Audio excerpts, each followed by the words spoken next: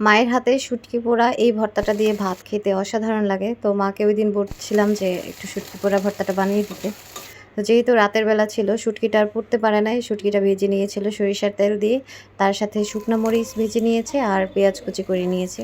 এই ৩টে উপকরণই লাগে। তো একটু লবণ দিয়ে শুকনো মরিচটাকে ভালো করে চটকিয়ে নিয়েছে। আর সাধারণত এটা মাটির চুলায় এই শুটকিটা পুড়ে বা শোলার মধ্যে পুড়িয়ে তারপর রান্না করা হয়, মানে এই ভর্তাটা বানানো হয়। তো যেহেতু রাতের বেলা মাটির চুলাটা আর জ্বালানো হয় নাই, তাই আমরা গ্যাসের চুলায় এটাকে ভেজে নিয়েছি। এভাবে ভেজেও এই পোড়া ভর্তাটা বানাতে খুব ভালো লাগে, খেতেও অনেক ভালো লাগে।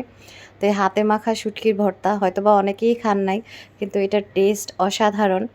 সবসময় শিলপাটায় বানানো ভর্তাটা খেতে ভালো লাগে না, তো মাঝে মাঝে এইভাবে হাতে মাখানো ভর্তাটা খেতে অনেক ভালো লাগে। তো বলতে বলতে মা ভর্তাটা বানিয়ে দিল, আর আমি এদিকে ভাত নিয়ে আসতে গিয়েছিলাম।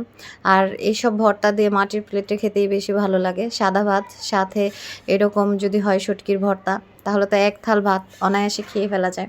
তো ভর্তাটার কালারটা একদম কালো কালো হয়েছে মরিচ পোড়ার কারণে। আর মার হাতে লেগে থাকা ভর্তাটা একটু মাখিয়ে দিচ্ছিল ভাতের মধ্যে। তো এইভাবেও কিন্তু অনেক মজা করে ভর্তা দিয়ে ভাত খাওয়া যায়। আমি এখানে অনেকগুলো ভর্তা নিয়ে নিয়েছি। আমার কাছে মোটেও ঝাল লাগে নাই, সাথে একটু লেবুর রস হলে তো জমে যাবে। তো আলহামদুলিল্লাহ সব কিছুর জন্য এভাবে ভর্তা একবার হলেও খেয়ে আমাকে জানাবেন কেমন লেগেছে। যাই হোক, আজকে ভর্তার রেসিপিটা আপনাদের কাছে কেমন লেগেছে অবশ্যই কমেন্ট করে জানাবেন। আজকের ভিডিওটি এই পর্যন্তই। সবাই ভালো থাকবেন। আল্লাহ হাফিজ।